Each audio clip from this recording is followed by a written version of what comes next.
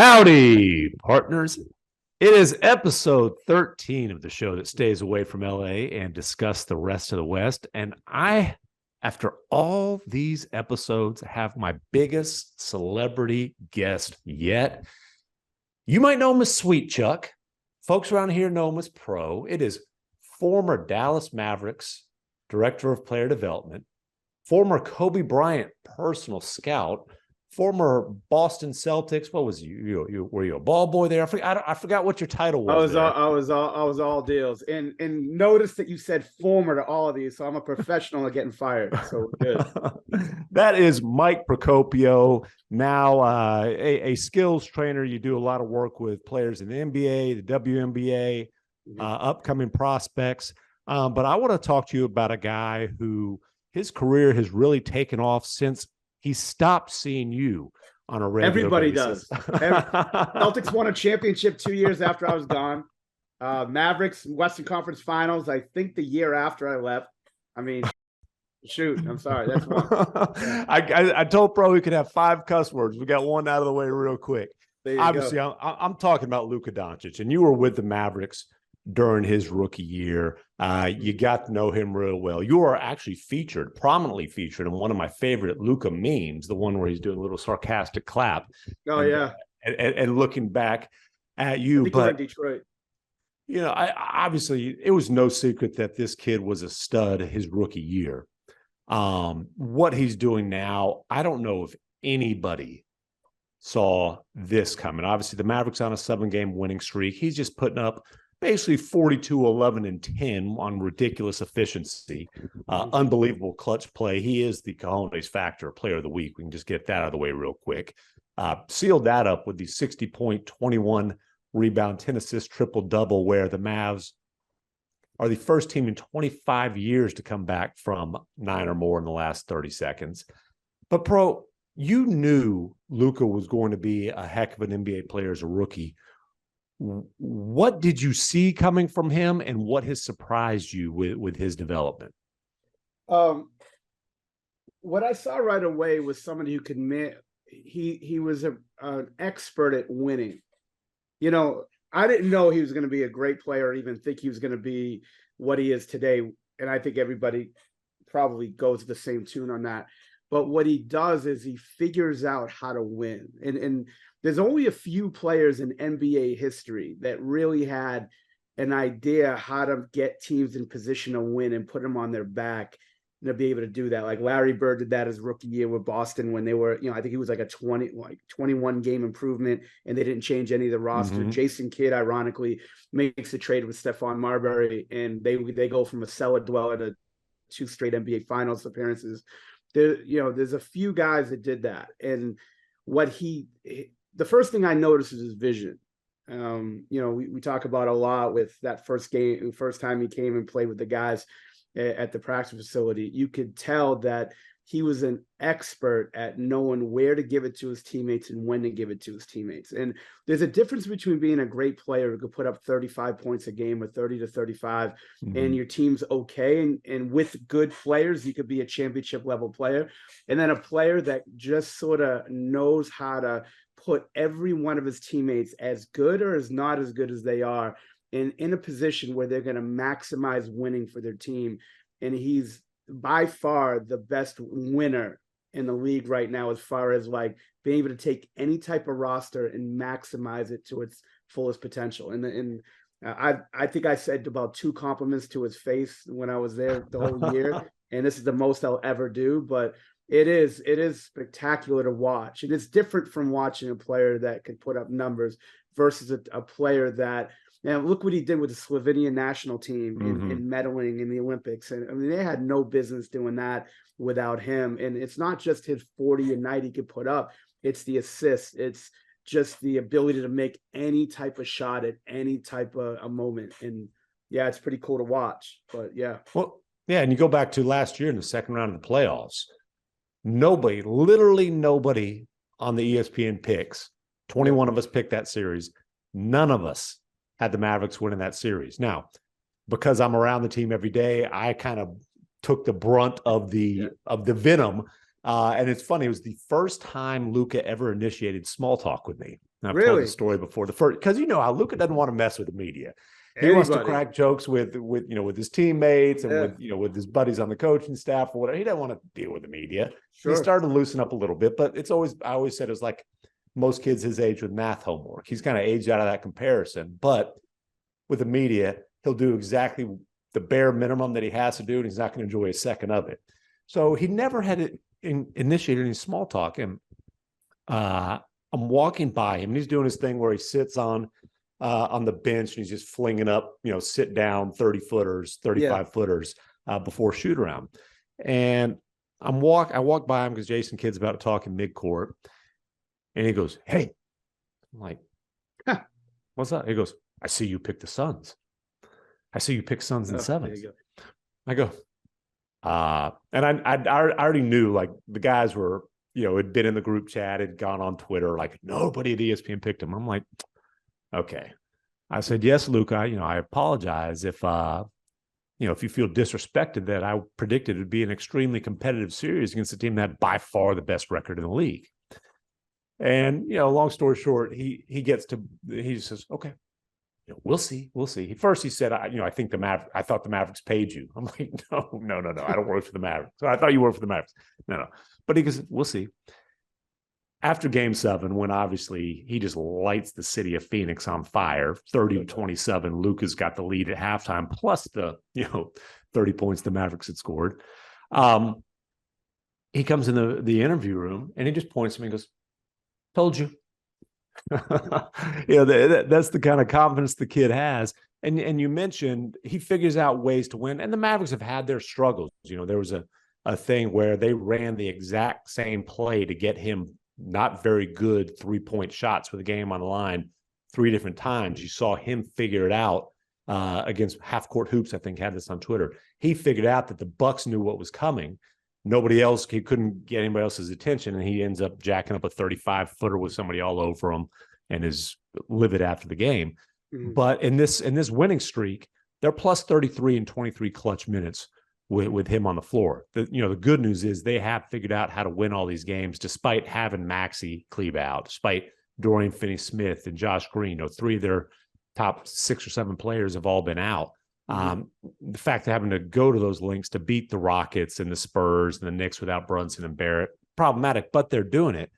I think, though, the biggest thing, and I remember sitting down with you, I think it was even in the preseason, and you told me it was on the opposite bench. I don't know who we were playing, but one of those guys who like to make it difficult and warm up on the different side. Yeah. And we were talking about, you asked me, "Hey, how good is he?" And I said he's the 3rd best passer in our game today, behind behind LeBron and Rondo. I just thought the way he thought the game was off the charts. Right. And when you say best passer, it is, like you said, his ability to get guys wide open threes, dunks, layups, and to make passes that you don't see until the ball is sometimes in their hands. A lot of times, at least in the air. Jokic is obviously incredible the same way. Yeah. Nobody I talk to then, or even in hindsight, nobody I talk to now says they saw Luka being one of the premier scorers in the game. I talked to a lot of people who said, "Hey, I thought this guy could dominate the game as a facilitator and be a 20-point per game scorer." Nobody I talked to said, "Hey, I think he's going to average 34 per game. I think he's got a chance to win scoring titles. I think he has a chance to have 3 50-point games in a 5-game stretch." I mean, this is historical type of stuff that, again, nobody thought he was going to be special as a scorer. What was the thing you heard with him coming out of Real Madrid? Can he create separation? Can he get by guys? How has this happened? How has he become so dominant putting the ball in the basket? The guy's a Terminator robot. If you watch the Terminator movies, he just, like I said, he's one of the smartest players to ever play the game. I would say that Bird would probably be number 1 in my opinion. And then you go up to Magic and however you want to rank that, but he figures it out. And it's like a Terminator robot. Like, you could throw anything you want at him. He's not going to speed up. All right. He's not going to slow down, speed up. He's going to play at his own pace and figure out what he needs to do to be able to, he just needed a certain amount of minutes, a certain amount of reps, to figure out the NBA. And I didn't see that coming. And I saw that coming later on, probably closer to the Porzingis trade, that all he needs to do is get his ass kicked once or twice. He'll figure it out, and then he'll dominate you. And the thing about him is like the ability to make the most ridiculous shots finishing around the basket that you'd ever want to see, or even at half court. Like any shot that goes in, he has a chance to go in. It's funny. I was breaking down film on one of my clients. Maybe it was Max Christie or something, but I can't watch Mavericks games until after because I don't have Bally's. I got YouTube TV. I have no idea who does their TV deal, but that person should get fired, rehired, and fired again because I haven't been able to watch a game unless it's on TNT in the last like 2 years. So what about ESPN? You can watch the ESPN. ESPN, on, yeah. I mean, you're on an ESPN. You're on an ESPN show here. You pump us up without question. But they were down like 9 or 10, and I'm like, it doesn't matter. You could watch any score you want of a Maverick game. They could be down 26 in the first quarter. Doesn't matter. They're going to get it. Most nights, they'll get it within 10. And if they get it within 10 in like 4 or 5 minutes to go, it's fine. Like they got a chance. Like last night against Houston, they were down, big like 18, in the third quarter. And you're like, it doesn't matter. Where you worry is when they have the double figure lead and Luka gets bored. Yeah. That's when you got to worry. And it's funny talking to Kevin McHale, I'm close to Kevin. And when I was talking to him about those 86 Celtics teams, and he goes, Mike, and they're not the 86 Celtics, let's be honest, but they have a player that probably would have started for that team. And probably you think they could have found a spot? Without question. But Kevin said, look, we would get bored and then turn it on in the third quarter. And I don't know. I talk to Luka about once a year, maybe these days. So it's not like I know I'm in the building and I know, but like he probably just gets I don't know about him. He gets bored, Pro. Just say it. Listen, does the guy like practicing? Hell no. What do you have to do to get him to actual participate in practice? What do you have to do? Yeah. You got to make everything competitive. Anything competitive. And it's funny. I heard the same thing about Jason Kidd when he was in Phoenix. Didn't like practice, didn't like workouts, but he loved competition. And that's just the type of guy he is. And that's it. He just turns it on and he figures it out. And that's it. And I think that's the main word. He figures it out. And if you're any young player trying to emulate anybody in this league, it's him, because winning's the most important thing. Stats are important. Don't get it. He loves the flash and stuff, no doubt. But like winning and figure out how are you going to take this team and win games. And right. And here they are with I would say a mediocre roster around him. Yeah. Have been hit hard by injuries. They're an unfortunate part of the schedule, don't get me wrong, but still. And they've won 7 straight. They're sitting at number 4 in the West when, a couple of weeks ago, we're sitting here like, ooh, the Mavs are they gonna have to open up the plan on the road? And there's still a lot of season left. It's still bunched up in the West, but positioned well. Christian Wood and him have clicked, certainly offensively in the starting lineup. We'll see how that continues. The schedule's about to get tougher.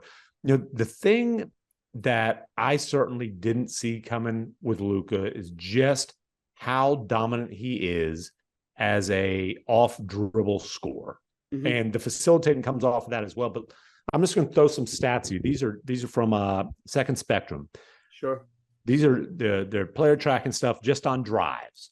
He averages a little over 21 drives per game. That's second in the league. Shai Gilgeous-Alexander's a little over 24. He's by far first. Right. Second behind Shai in scoring off the drives, 15 points per game. First in assists, 2.7. And a lot of those, like you say, are either lobs or crazy. I love the behind the back, flip it behind the back, or no look to the corner. How about the off pick and roll and getting guys behind the back off the bounce? Yes. Right? Like he's like Roger Clemens. He throws strike. Like every pass, right-handed, left-handed, they're right on target. And look, he's not like Westbrook or Paul who like chase assists. There's a difference between chase. I wouldn't say Paul chase. I'd say Westbrook does. But like, there's a difference between a guy who can get assists and a guy who's got vision. And Right. that's the big difference between him and a guy like Westbrook that could average 12 assists a game, but his vision and his read for the game is just much different. I remember, I forgot who did the article for The Athletic, his rookie year, my last year, that compared him to James Harden. I was like, James Harden. But that's the comp. Exactly. And that's what they're doing. Exactly. They are. And just one more stat off the drives. His field goal percentage on drives, 64.9%. Yeah. To put that in perspective, of the top 50 guys, Donovan Mitchell's second, 60.6. So, I mean, he is not just first, but first by a mile. Yeah. And this is, it was 56 a few years ago, 59 a couple years ago, 56 last year. So he's always been elite, and it has just taken a jump. And what's crazy is he's not what you would refer to as explosive. He's quicker than people think. And once he gets a little bit a leverage on you, you're in the torture chamber. But he's not, prime LeBron by any stretch. He's certainly not Giannis. He's not 6'11" and can jump through the roof. But he's so skilled. He's so strong. And I think you mentioned the Harden comp, and like the ISO numbers, they are prime Harden type of ISO numbers. The way that the Mavericks run their offense a lot, whether it's just pure ISO or you set a pick for him just to get a switch to go ISO. There's ISO heavy as any team in the league. You look at the step back that Harden had. You look at kind of the stop and start balance and skill. Not the explosive athleticism for either of those, but the stop and start ability, the ability to slam on the brakes, the strength, the balance. They have all those. What he has, and also vision. Harden's always been a phenomenal passer, underrated. What he has that Harden never did was this mid-range game. The off dribble into the dirt one leg, or I don't get all the way to the basket, and not even just floaters, but just like I do think it's like Bird-like, the shot making ability when he creates a little bit of space 8 feet from the basket, 10 feet from the basket. Yeah. That to me is the biggest difference between Houston James Harden and the version of Luka Doncic that we're seeing right now. Well, also I think that in Houston, the 3-point shot's so important to them, when he was there too. Where and it's funny, I was talking to our analytics people when I was in Dallas the first year. This is where I just didn't understand. I'm all for analytics, and I'll meet him in the middle all day long. I'm not one of those guys totally against it.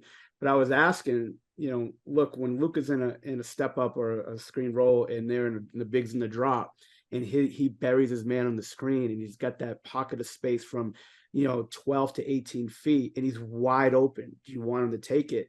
And they're like, no, I want you to dribble out to shoot a three, or pass it, get it back and shoot a three. So that's the difference, I think, with analytics with a guy like that.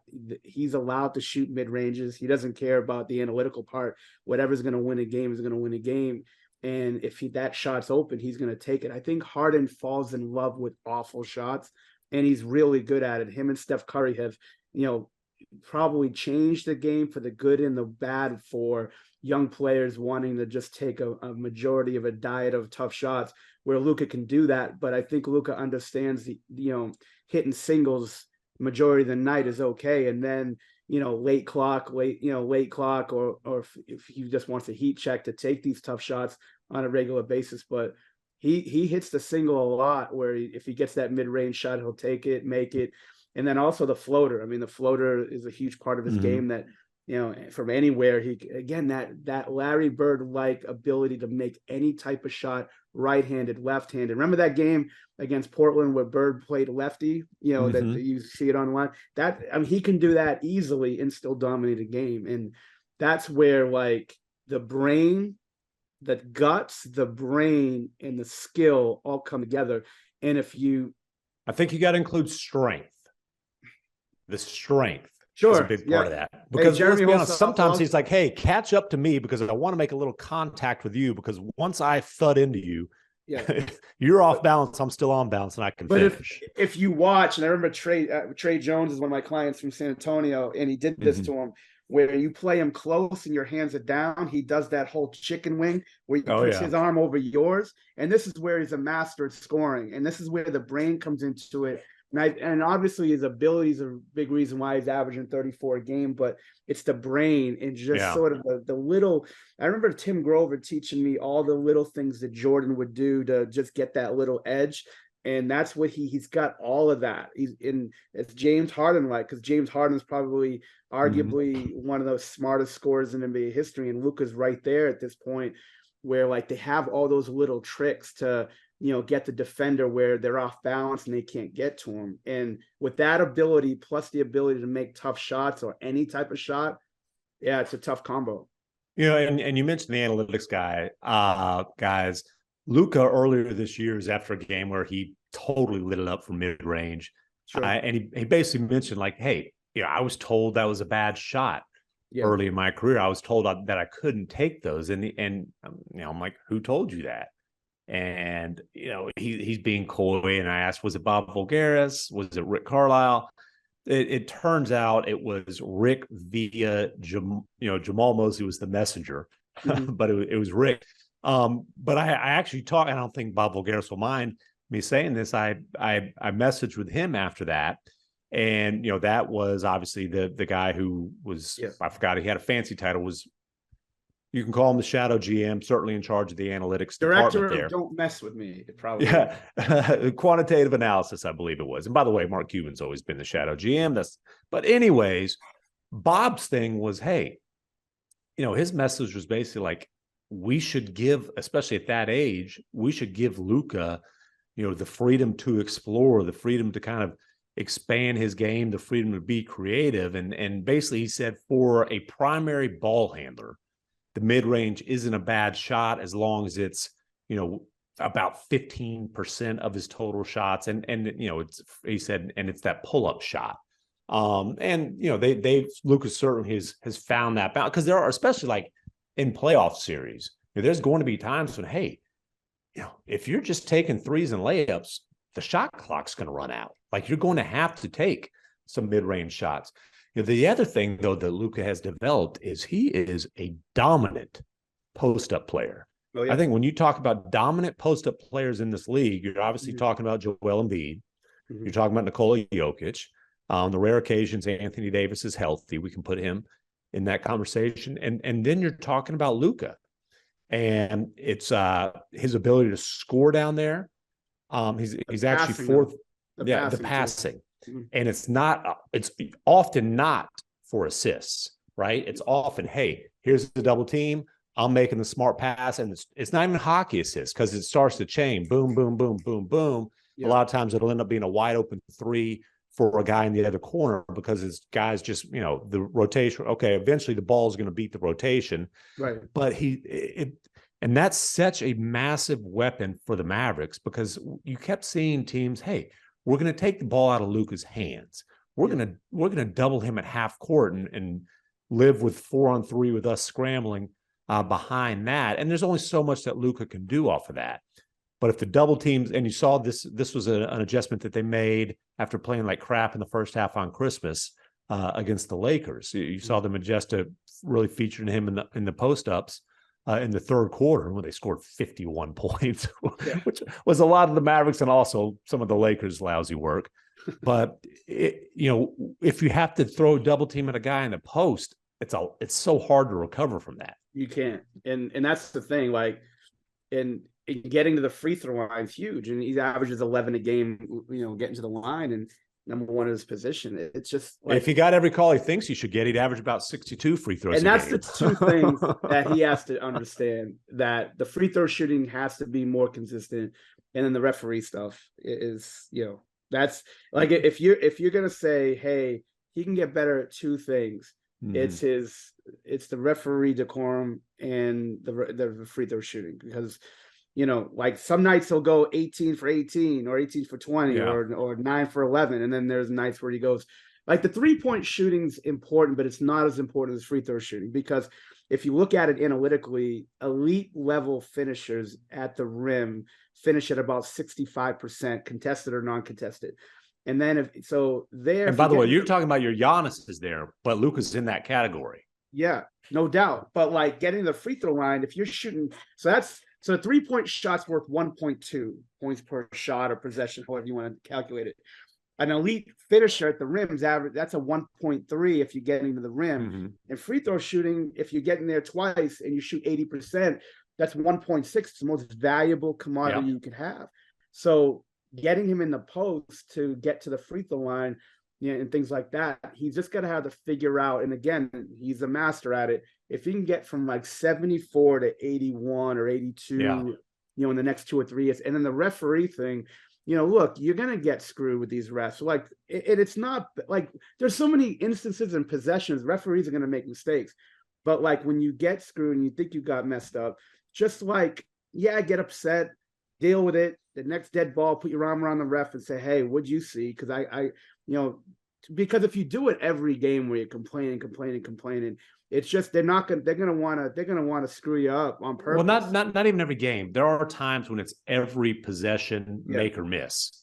Yeah. And Jay Kidd last year, or about December of last year, I think it was, he gently, but he called him out, basically saying, hey, there's a time to discuss things with the refs, and it's not when everybody else is running back on defense. So he's gotten better there. Yeah. And look, there are a lot of times when he does get hit, but my problem with him with the refs is that I think he loses focus at times. Yeah. Where like if he loves talking trash, he'll pick, if he hears it from a random fan on the road, that's like the worst thing you can do. Don't be that fan who gets Luka, because then he locks in. Don't be the player on the other team, because he's going to smirk up at you like he did Devin Booker, that classic picture after he's lighting you on fire. Right. With the refs, though, I feel like there are certainly times where it causes him to lose focus. It causes him to get sloppy. He'll commit a turnover because he's so worried about arguing a call. So, you mentioned that's one place that he can get better. He's 23 years old. There's got to be room for growth. Where else is it?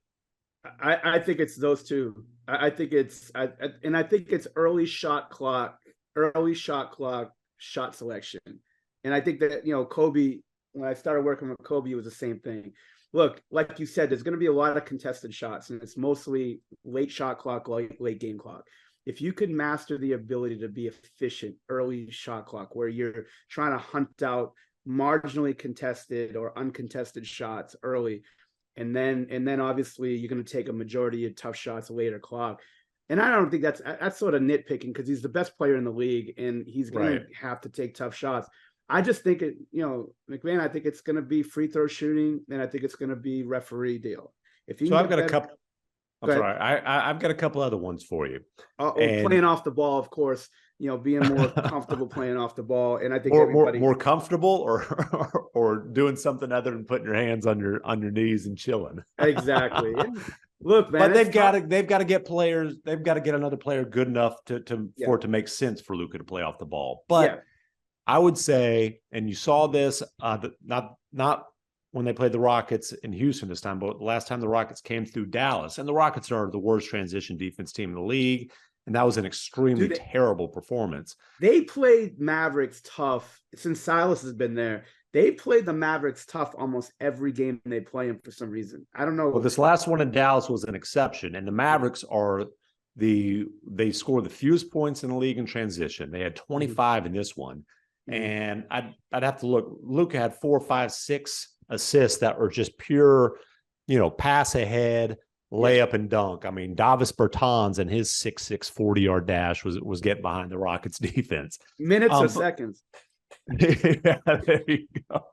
But I do feel like that's an area the Mavericks play right at the slowest pace in the league. A lot of that is because Luka is comfortable walking the ball up, whether it's getting into pick and roll or, the ISO, dribble. Like he's, obviously when you look at time of possession, he leads the league, but his vision is so good. His ability to make, he can drop 60, 70-foot dimes that are just like in a window.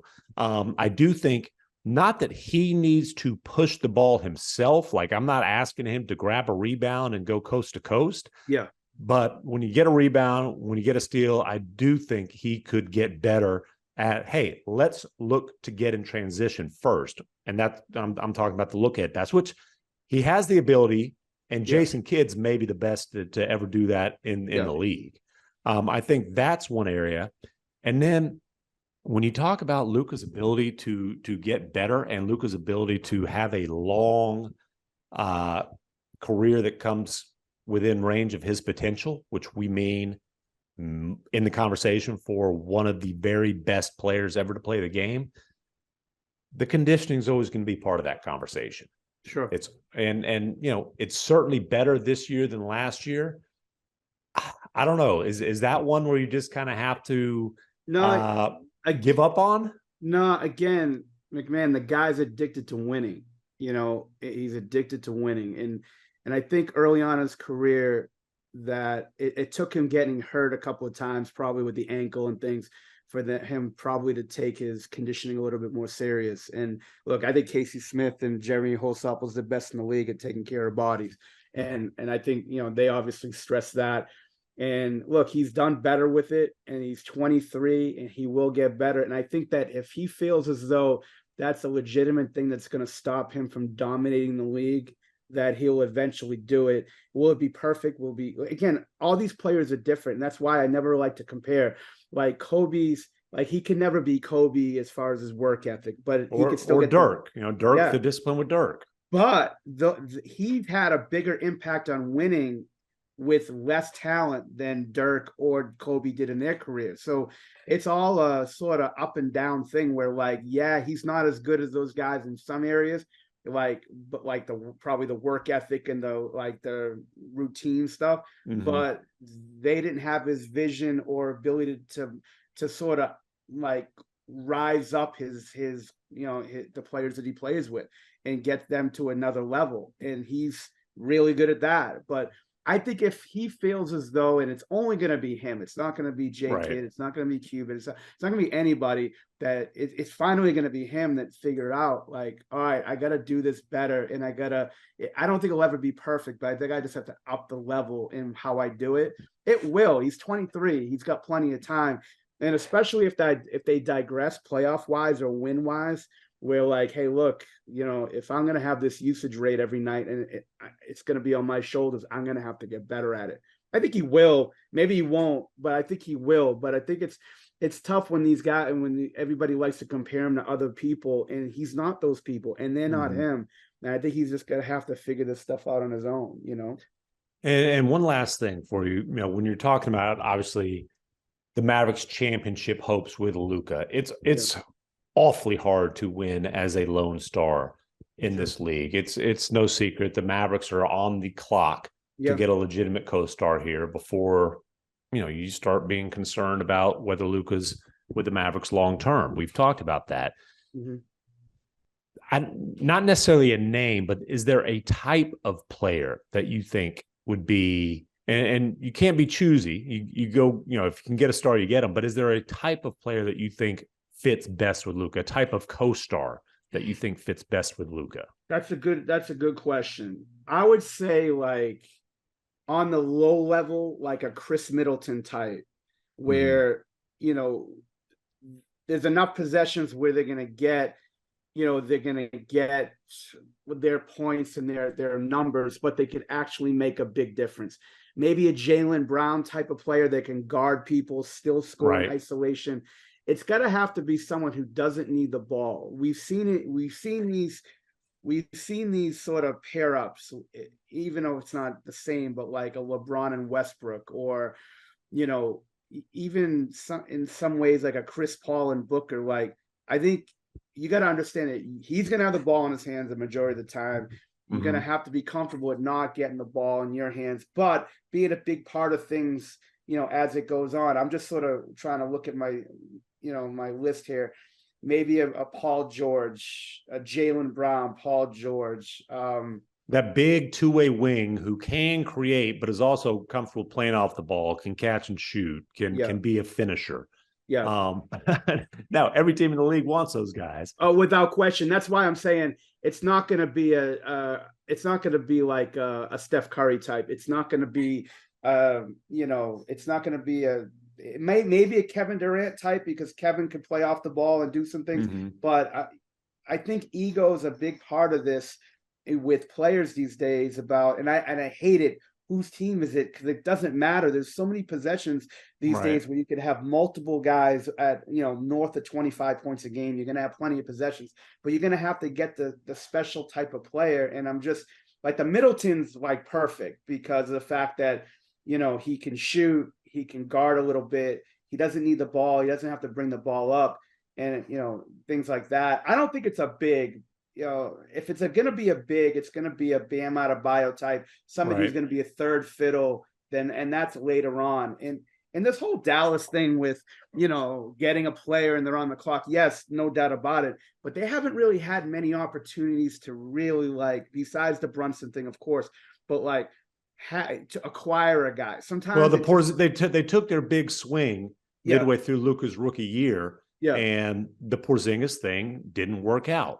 Right. Maybe I just think those two guys, their games did not enhance each other's. Obviously, Porzingis was hurt a lot. It's hard to rely on a guy who's in and out of the lineup.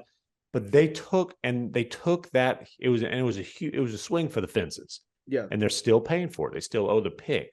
So the fact that didn't work out, although Dinwiddie's on the roster now, who's a nice complementary player, to have that big swing and miss right from the get-go ended up being a pretty significant setback long term. Agreed. I think, though, a couple of things, MacMahon, with that, Tim, is I think at the time I would say 90% of the basketball public said that was a fantastic, including me thought too. It was fantastic to acquire him, and it was fantastic to sign him because you got him.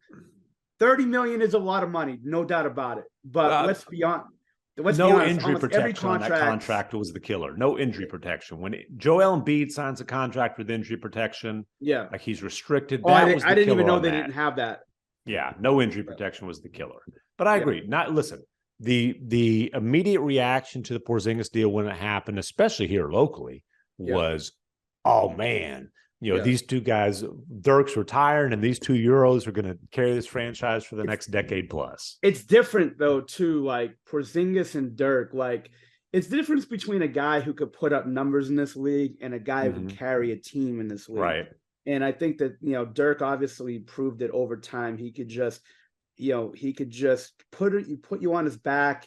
And he was lucky enough not to get hurt most of his career. He stayed injury free.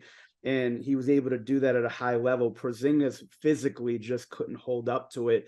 And then plus the way they use him and the contract itself too, you're right, 30 million is a lot of money. And in this league, you either sign a guy for 30 million where you're going to get a treasure chest worth of picks and things if you trade him out, or you're going to have to take back a lot of bad contracts to get it out the door. And I was all for that trade. I was all for signing him because it's hard to acquire a player like that. I remember in Boston when I was with the Celtics and we signed Antoine Walker to a max contract. And I asked somebody high up in the organization, this is before Danny Ainge's time, I said, is that a good move? And he goes, look, he's not worth a max, but how are we going to acquire through trade or draft another Antoine Walker next year? So it's not that easy to acquire players that could put up 20 and 9 or 20 and 10 and keep them on your roster. You're going to have to overpay them. And okay, so that was it. And then the Brunson thing hurt. Now, Brunson's not a perfect player. Brunson had his holes, but being able to acquire him for what, 58 million, that's a big 56. And he was the second best player on a Western Conference Finals team. And he's a potential all-star this year in New York. Yeah. So look, they did an unbelievable job developing and acquiring talent under the radar with Dorian Finney-Smith and Maxey and Dwight. I think they maximized what they could do, but they need to upgrade that even more. And it's going to be tough because Hardaway and Dinwiddie, like you're not packaging those guys for great, for great talent. So you're gonna have to take a swing and this is where I think the Christian Wood thing is going to be interesting, because do you use up your cap space to keep it rolling with him, or do you say, okay, how are we going to do it? It's really hard to acquire these guys in just straight free agency when you have cap room. So it's interesting to see what they're going to do. Like if, how they're going to acquire this other player and up this talent, because, look, coming into the year, I thought maybe if you could sort of combine Dinwiddie and Tim Hardaway Jr. as far as what they do on the court, but they're just not efficient enough, especially Hardaway Jr. Trust me, he's on my fantasy team, and I had to cut him early because he really put me in a tough way. But he got hot. He is. Yeah, he's when he got sneaky. hot, when I got rid of him. When you cut him. Not the next night, of course. But like for them to be successful now is you're gonna, outside of Luka, you're gonna have to get 11 to 13 threes a game from the rest of the bunch. And it's just, it's a tough deal. And they're probably not gonna get a guy that's in the top 20 unless somebody forces their way out of town. And maybe that happens, especially in today's NBA, but it has to be the right guy. You're not going to acquire Anthony Davis, who's going to play 50 games a year. Right. Like you're going to have to get the right type of guy that's going to play with him, because that's the most important thing. Is it going to be Bradley Beal? Is it going to be someone like that? I mean, maybe that's a guy, but again, he needs the ball in his hand a lot too. And I remember talking to Rondo, and when he was in LA, and he said, look, the way we're going to be successful is if I take the ball out of LeBron's hand and let him, because the look ahead passes and not having a dribble and be able to like take the ball out of his hands. I think they're going to have to get a guy that takes the ball out of his hands at times and puts him in other spots on the floor to be successful. Or at least makes, hey, let's double him and let him play 4-on-3, an unacceptable strategy for the other team's defense. Yes, and exactly. We'll see. Like you said, it is easier said than done. Procopio, I appreciate you coming on. People follow him at Hoop Consultants on both Twitter and Instagram. One cuss in 40 minutes. That is a record. One cuss in 40 minutes. I am stunned by that's like Luka having one turnover in a game. I mean, this is this is remarkable. Or even just one cheeseburger at the end of the night. So yeah, right. For you or for Luka or for both? Oh, I'm going 6. I'm going 6. He is at Hoop Consultants on Twitter, on Instagram. Follow him to learn about the game. Listen to him on Andrew Bogut's podcast, Rogue Bogues, but just not with your children within earshot. No, please don't. We're getting high in the cussing category on that one. Pro, appreciate you joining me, brother. MacMahon, I appreciate you, brother. All right. Adios, amigos. Yeah.